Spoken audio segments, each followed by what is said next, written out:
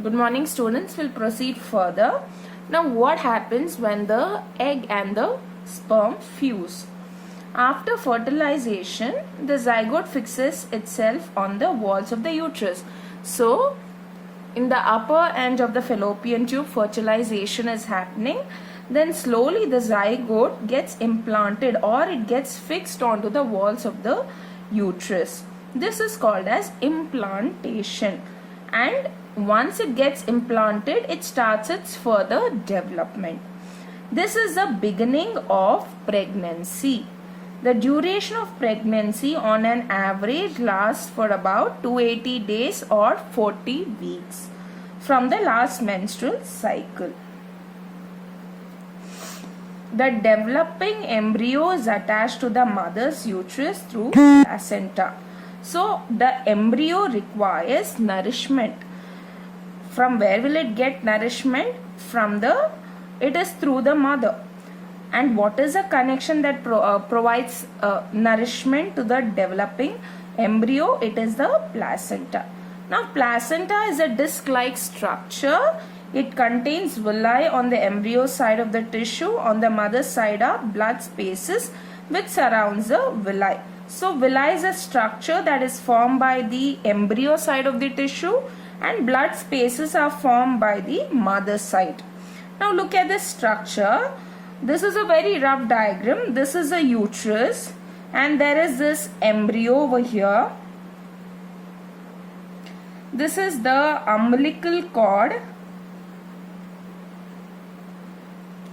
and this is the placenta. Placenta is a disc-like structure and it is attached to the uterus.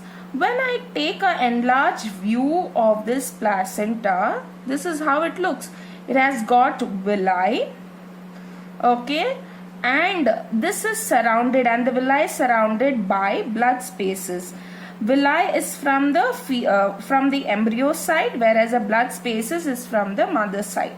Now the excretory products that is generated by the embryo is thrown out through this, and important substances also enters through villi, through placenta to the embryo. So this is how it gets required nourishment and unwanted substances are thrown out. And for 1 mark, placenta is very important question.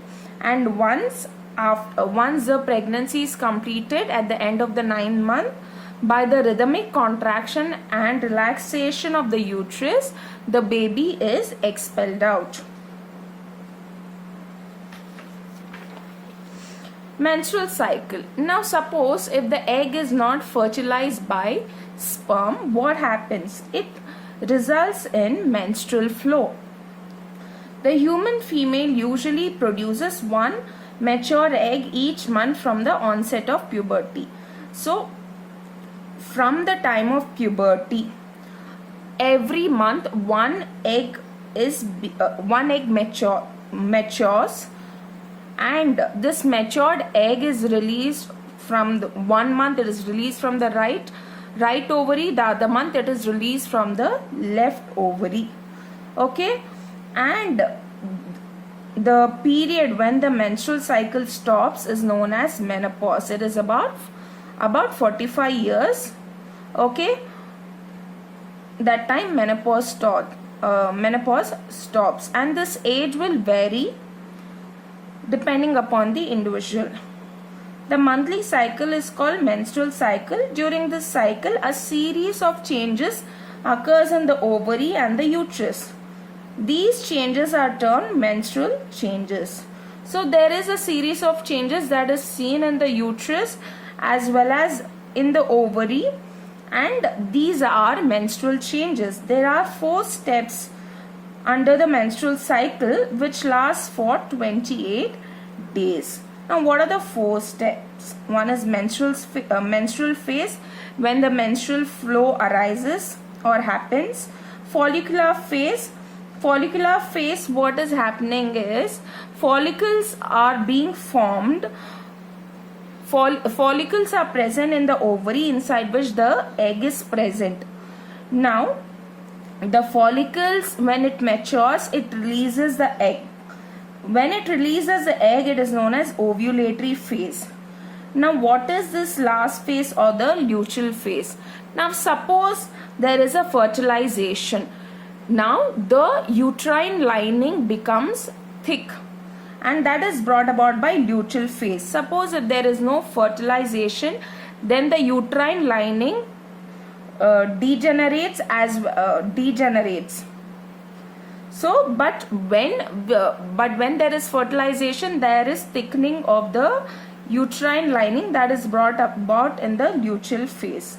Hopefully you have understood this. Menstrual flow is seen in the first phase, second phase. Follicles are the structure in which the egg is present. It is found in the ovary. When it matures, the egg is released.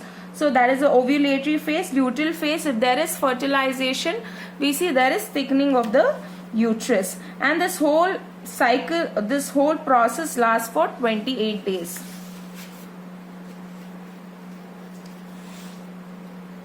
Moving on to reproductive health.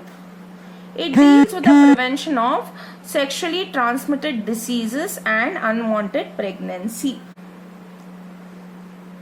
Understanding the reproductive system is also part of reproductive health awareness. Contraceptives.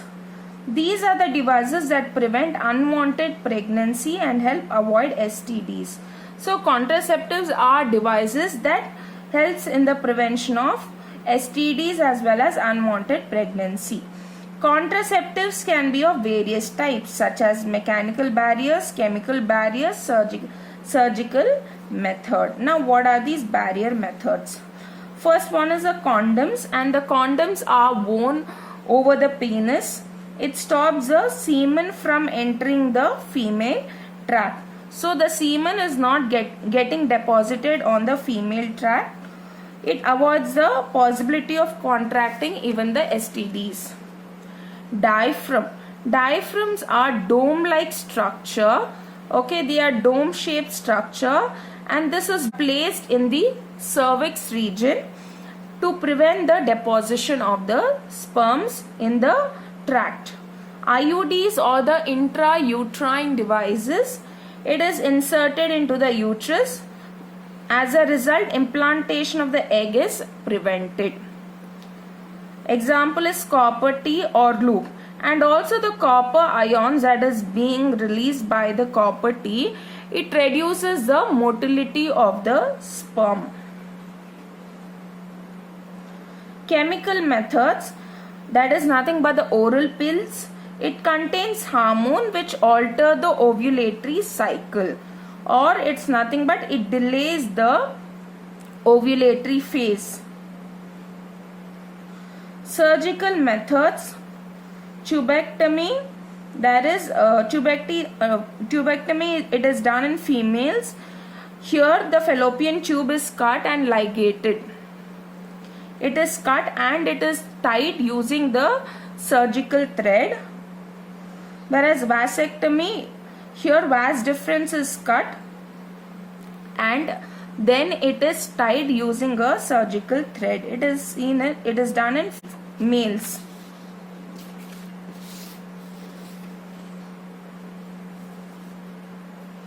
And a few of the STDs are syphilis and gonorrhea. These two are caused by the bacteria. The bacteria is Treponema pallidum. It causes blindness, deafness, sterility and paralysis. Treatment is by penicillin, antibiotic. Gonorrhea is also caused by bacteria, that is Neisseria gonorrhoeae. In males, the symptom is burning pain and difficulty while passing urine. Females, it leads to sterility and arthritis. Okay, infertility or sterility and arthritis. Treatment is again specific antibiotics should be taken for this particular disease.